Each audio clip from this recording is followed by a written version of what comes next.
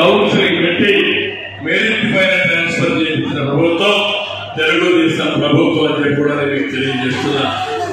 దగ్గర దగ్గర డిఎస్సీ అయితే 11 డిఎస్సీలు తెలుగుదేశం జగన్మోహన్ రెడ్డి వచ్చాడు. ఒక్క డిఎస్సీ ఇచ్చారు. చదువు పిల్లలకి గోడలకు సున్నం కొడితే నాణ్యత వస్తుందా? తృప్తిగా పనిచేయాలి. పిల్లలు బాగా చదువు చెప్పించాలి. చదువుకోలేకుండా 3వ తరగతి నుంచి 5 కిలోమీటర్లు తీసుకుపోయి ఇబ్బంది పెట్టిన వ్యక్తి ఈ ముఖ్యమంత్రి. కుల గణన ఇస్తాం, కులాల వారికి జనాభా తీస్తాం, నేను ఫిమేల్ తీస్తాం. నేను రేపు రాబోయేలో స్కిల్ గణన కూడా చేయాలనుకున్నాను. Skill census.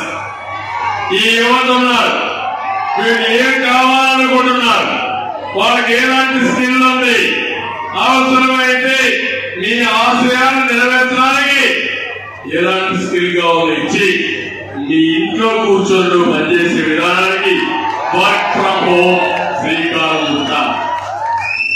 ఇప్పుడు ఇక్కడ పుట్టిన బాగానే ఉంది. నెల్లూరుకి 15 కిలోమీటర్లు. ఇక్కడే అవసరమైతే ఒక హైటెక్స్ టవర్ కట్టి ఇక్కడ నుంచి ప్రపంచంలో ఉండే కంపెనీలకు మీరు పనిచేసే విధానానికి మీరు శ్రీకారం చుట్టాం. అదే మరిగా అక్కడ స్కిల్ డెవలప్మెంట్ సెంటర్ పెడతారు. మీరు ఏది కావాలో నేర్చుకుంటారు. నేర్చుకొని హైదరాబాద్ లో నేను హైటెక్ సిటీ పెట్టినప్పుడు ఐటీ అంటే ఎవరికి తెలియదు. నేను ఐటీ అంటే ప్రతి ఒక్కరు ఎగతాళి చేశారు. తర్వాత నేను చెప్పిన తర్వాత అది అభివృద్ధి అయిన తర్వాత ఒక్కొక్కరు ₹1,00,00,000 సంపాదించగలుగుతున్నారంటే ఒక మాటలో చెప్పాలంటే నేను హైదరాబాద్ డెవలప్ చేస్తే ఎక్కువ లాభపడని నెల్లూరులో లాభపడ్డారు. ఇక్కడ పారిశ్రామికవేత్తలు ఇక్కడ అవకాశాలు లేవు కాబట్టి అంతకుముందు చెన్నైలో ఉన్నారు, తర్వాత హైదరాబాద్ వచ్చారు, బ్రహ్మాండంగా సంపాదించుకున్నారంటే అవకాశాలు ఉంటే ఆకాశాన్ని అద్దుగా మన వాళ్ళు ఎదిగే అవకాశం వస్తుంది. తప్పకుండా అది చేస్తానని చెప్పి మీ అందరికీ హామీ ఇస్తున్నా. తమలో ఇవే కాకుండా ₹3,000 నిరుద్యోగ ప్రతిష్టాన్ని చాలా స్పష్టంగా చెప్పారు.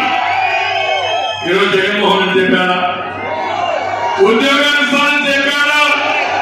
నిరుద్యోగ ప్రతిష్టాన్ని చెప్పారా? అలాగే మా తమ్ముళ్ళందరూ ఐడియా పెట్టుకుని వచ్చారు. జగన్మోహన్ రెడ్డి కొట్టిన దెబ్బ గురకాయ దెబ్బ మేము కూడా చూపిస్తాం జనగణలో. అంటే నీకు గురకరాయి తగలకపోయినా నాటకాలు అనేవి మా పిల్లల జీవితాలతో వాళ్ళ భవిష్యత్తుతో ఆడుకున్నావే, వాళ్ళకు ఉద్యోగాలు రాకుండా చేసేవే, వాళ్ళ కడుపు మంట ఉండదా అని అడుగుతున్నా. నేను సభలో ఉండదా తమ్ముళ్ళు అంటున్నా. ఇంకొక పక్క వీళ్ళకే తమ్ముళ్ళు అంగన్వాడీ వర్కర్స్ అన్యాయం జరిగింది. ఈరోజు తీసుకోవాలని అంగన్వాడీ వర్కర్స్ అయితే నేను 5 నెలల్లో 6,000 వాళ్ళకు కూడా ఇబ్బందులు ఉన్నాయి. నేను ఒకప్పుడు 9,000 జీతం వస్తే ఆందోళన 18,000 చేశా. ఇప్పుడు ₹1 పెంచాలి. మళ్ళా హామీ ఇస్తున్నా. మళ్ళీ మీ జీవితంలో వెలుగు వచ్చే విధంగా మీ అలవన్సులు కానీ జీవితాలు కానీ పెంచే బాధ్యత మాది. మా యొక్క హోంగార్డ్స్ కూడా తెలియజేస్తున్నా. ఈరోజు టీచర్లు ఉన్నారు, పోలీసులు ఉన్నారు, ప్రభుత్వ ఉద్యోగులు ఉన్నారు. ఇంతకుముందు మీకు జీతాలు వస్తున్నాయా సరిగా అడుగుతున్నా. టీఏలు వస్తున్నాయా పోలీసులు అడుగుతున్నా. టీఏలు ఇచ్చారని అడుగుతున్నా. నీ ప్రావిడెంట్ ఫండ్ రాజేసే పరిస్థితిలో ఉన్నావని అడుగుతున్నా. ఇది అరాచకం. ₹20,000 కోట్ల బకాయి ఈ ముఖ్యమంత్రి.